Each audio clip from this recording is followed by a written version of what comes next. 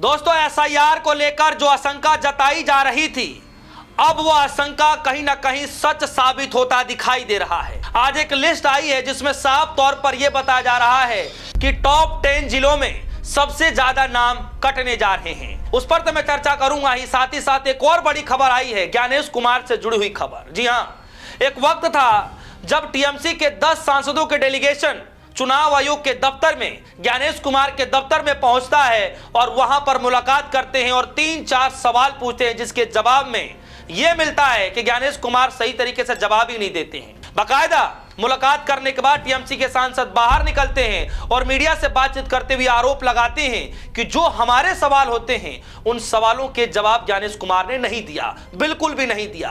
पहली चीज तो वही थी कि खुलेआम मीडिया के सामने चर्चा करना चाहिए था, जिसको नकार दिया गया, एक्सेप्ट नहीं किया गया। जी हां, और आज एक बड़ी खबर निकल करके आ रही है कि अब उन 10 सांसदों के डेलीगेशन में से एक वो सांसद नहीं बल्कि अभिषेक बनर्जी ने मोर्चा खोल दिया है और अब 31 दिसंबर को, जी हां 31 दिसंबर को किस तरीके से मुलाकात करने जा रहे हैं, क्या सवाल पूछने जा रहे हैं, सब कुछ आप सभी के सामने रखने जा रहा हूं। दोस्तों, सबसे पहले इस खबर की शुरुआत करूं, सबसे पहले आप ये हिंदुस्तान लाइव की खबर देखिए। हिंदुस्तान लाइव की खबर में लिखा गया है कि जो अब तक आशंका जताई जा रही थी एसआईआर को लेकर के, लिखा है एसआईआर को लेकर सच हुई आशंका, सबसे ज्यादा गायब वोटर वालों में टॉप 10 में 8 बड़े जिलों का नाम। दरअसल ये उत्तर प्रदेश की खबर है। उत्तर प्रदेश में एसआईआर की प्रक्रिया खत्म होने के बाद जो चुनाव आयोग ने आंकड़े पेश किए, जिसमें तकरीबन 2.89 करोड़ लोगों के नाम कट गए, उस नाम जो कटने वाली जो लिस्ट है उसमें से टॉप 10 जिलों के नाम अब बाहर निकल कर आ गए हैं। जी हां, अब आते हैं दूसरी खबर जो है जिस पर हम चर्चा करने जा रहे हैं, अभिषेक बनर्जी को लेकर के। न्यूज 24 की जरा खबर देखिए, लिखा है 31 दिसंबर को सीईसी ज्ञानेश कुमार यानी chief election commissioner Gyanesh Kumar से मिलेंगे टीएमसी सांसद अभिषेक बनर्जी। अभिषेक बनर्जी ने कहा कि चुनाव आयोग से सही सूची क्यों छुपा रहा है, यानी चुनाव आयोग सही सूची क्यों छुपा रहा है। आप भारत के चुनाव आयोग हैं या भाजपा के चुनाव आयोग हैं। साफ शब्दों में कह रहे हैं कि आप भारत के चुनाव आयोग हैं, आप भाजपा के चुनाव आयोग नहीं है। इस तरीके की बात अभिषेक बनर्जी कह रहे हैं। और मुलाकात कब होगी? 31 दिसंबर को। एक तरफ एसआईआर की प्रक्रिया को लेकर यह आशंका जताया जा रहा है, पश्चिम बंगाल के अंदर में एक लिस्ट छुपाया जा रहा है, जिस बात को लेकर खुद अभिषेक बनर्जी आरोप लगा रहे हैं।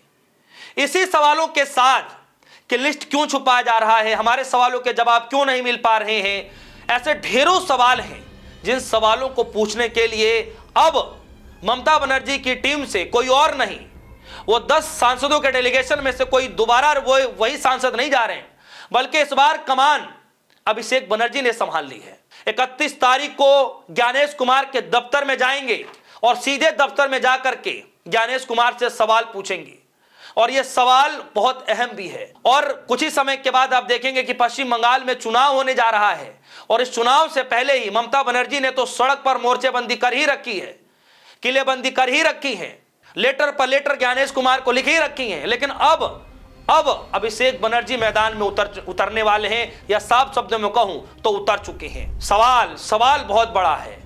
सवाल यह भी है कि आप सभी पार्टियों के चुनाव आयोग हैं, आप पूरे देश के चुनाव आयोग हैं, आप बीजेपी के चुनाव आयोग नहीं है कि जो बीजेपी कहेगी वही आप काम करेंगे। इस तरीके के आरोप अभिषेक बनर्जी लगा रहे हैं, और ऐसा ही आरोप जो है, कई बार आरोप जो है ममता बनर्जी भी लगा चुकी हैं।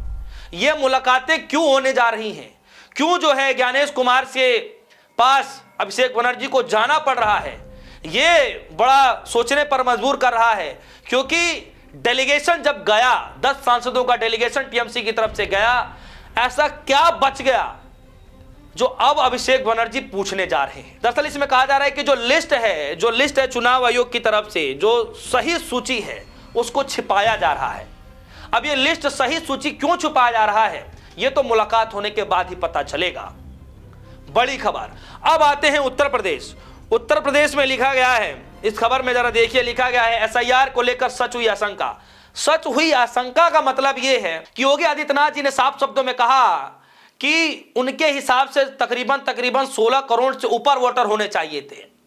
लेकिन अब जो आंकड़े आए हैं एसआईआर होने के बाद, तो 4 करोड़ वोट जो कम दिखाई दे रहे हैं, इसका मतलब साफ शब्दों में यह कह रहे हैं कि 85 से 90% जो वोटर हैं वो बीजेपी के हैं, बीजेपी समर्थकों के हैं, तो उनका नुकसान है।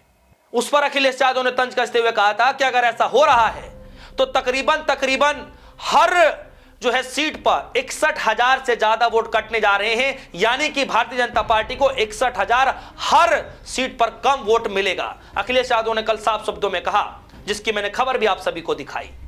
आज आंकड़ा आया है कि वो कौन से 10 जिले हैं, टॉप 10 जिले कौन से हैं जिसमें भारी मात्रा में वोट कटने जा रहे हैं। तो जरा चलते हैं, उस लिस्ट को पढ़ देते हैं, आप सभी के सामने में रख देता हूं। जरा देखिए, इसमें लिखा गया है कि जो टॉप 10 जिले हैं जिसमें सबसे ज्यादा नाम कटने जा रहा है उत्तर प्रदेश से।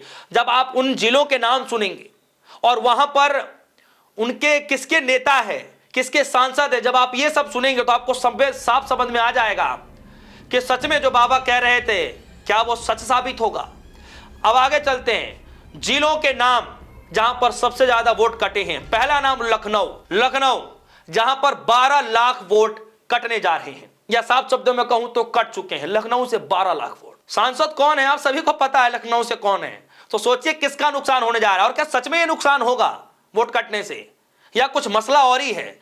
दूसरे नंबर पर आइए प्रयागराज में लगभग 11.56 लाख, यानी कि लगभग 11.5 लाख वोट कट चुके हैं। सांसद कौन है ये मुझे बताने की जरूरत नहीं, आप सबको पता है, लिस्ट भी आप गूगल करके देख लीजिएगा।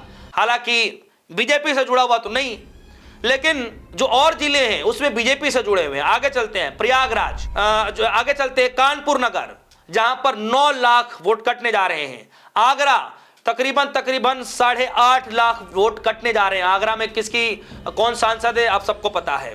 गाजियाबाद से 8.18 लाख, यानी तकरीबन 8,20,000 वोट कटने जा रहे हैं। सांसद किसके हैं आप सभी को पता है। बरेली लगभग 7,20,000 वोट कटने जा रहे हैं। सांसद किसके हैं सबको पता है। मेरठ तकरीबन 7 लाख वोट कटने जा रहे हैं, यानी कि 6.65 लाख वोट कटने जा रहे हैं। सांसद कौन है वहां के आप सभी को पता है।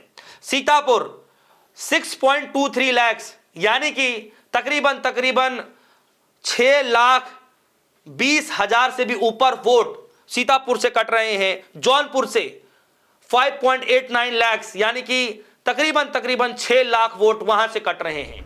और आप जरा जो लिस्ट है, इस लिस्ट को जब आप जोड़ेंगे, घटाएंगे, देखेंगे सांसद किसके हैं, विधायक किसके हैं, कैसे हो रहा है, तब आपको समझ में आएगा कि क्या सच में जो बाबा जी कह रहे थे, जो योगी आदित्यनाथ जी कह रहे थे, क्या जो वो आशंका जता रहे थे, क्या सच में ये आशंका सच साबित हुई है। क्योंकि लिस्ट तो कुछ ऐसा ही बता रहे हैं। और अगर ये सच साबित होता दिखाई दे रहा है तो फिर जो चुनाव होगा, विधानसभा का चुनाव होगा, उसमें नुकसान किसका होगा। यही सवाल मैंने कल भी पूछा था। इस एसआईआर कराने के बाद सबसे ज्यादा नुकसान किसका होगा, यह अपने आप में बड़ा सवाल है। और इसीलिए लोग सोशल मीडिया प्लेटफॉर्म पर जो है अलग अलग तरीके से राय रख रहे हैं। और मैं आपको बता दूं कि यह मसला कम होने का नाम नहीं ले रहा है। लोग अलग अलग राय रख रहे हैं। सूर्य प्रताप सिंह आईएएस रहे हैं और वो क्या कह रहे हैं जरा आप सभी के सामने रख देता हूं। कह रहे हैं, सुना है उत्तर प्रदेश में एसआईआर में विपक्ष नहीं, बीजेपी का अपना वोट ही कट गया, मतलब शिकारी स्वयं ही शिकार हो गया। यह टोन मारा जा रहा है। और मेरा सवाल भी सिंपल सही है कि क्या सच में एसआईआर की प्रक्रिया में बीजेपी खुद ही फंस गई, फेंके गए जाल में क्या बीजेपी खुद ही फंस गई। अब क्या होगा अब उत्तर प्रदेश की राजनीति का। ये राजनीति का, देखिए राजनीति में कभी भी कुछ भी हो सकता है। हालांकि जो आम इंसान जो राजनीति को बड़े ध्यान से देखते हैं, उसके एकदम उलट, एकदम विपरीत राजनीति को देखा जाता है। अब हो सकता है कि दिखाया कुछ और जा रहा हो, बाद में नतीजे कुछ और आए, ऐसा भी हो सकता है।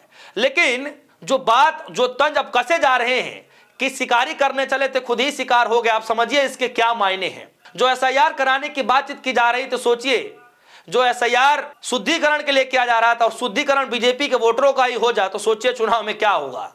इसीलिए मैंने आपसे कहा कि क्या सच में बीजेपी का फेंका गया दाव अब बीजेपी पर उल्टा पड़ने जा रहा है। क्या बीजेपी खुद अपने फेंके गए जाल में फंस गई है, यह बड़ा सवाल है। ये दोनों खबर बहुत बड़ी हैं। एक तरफ ज्ञानेश कुमार से मुलाकात करने के लिए जो है अभिषेक बनर्जी जा रहे हैं 31 दिसंबर, साल का एंड, मतलब सन 2025 का आखिरी दिन, और उस आखिरी दिन मुलाकात करने जा रहे हैं। उसके बाद नए साल का आगाज होगा, नए साल की शुरुआत होगी और नया साल होते ही विपक्ष फिर से सड़कों पर उतरेगा। और दूसरी तरफ उत्तर प्रदेश के अंदर क्या सच में एसआईआर कराकर बीजेपी फंस गई? ये अपने आप में बड़ा गंभीर सवाल है। आपको क्या लगता है, क्या सच में बीजेपी फंस गई है? क्या अभिषेक बनर्जी ज्ञानेश कुमार को उन अपने सवालों से घिरते हुए नजर आएंगे? क्या सच में ज्ञानेश कुमार जी फंसेंगे? बहुत बड़ा सवाल है। आपको क्या लगता है? वीडियो कमेंट सेक्शन में जाइएगा, अपनी राय रखिएगा। फिलहाल के लिए दीजिए इजाजत। देखते रहिए न्यूज़। धन्यवाद।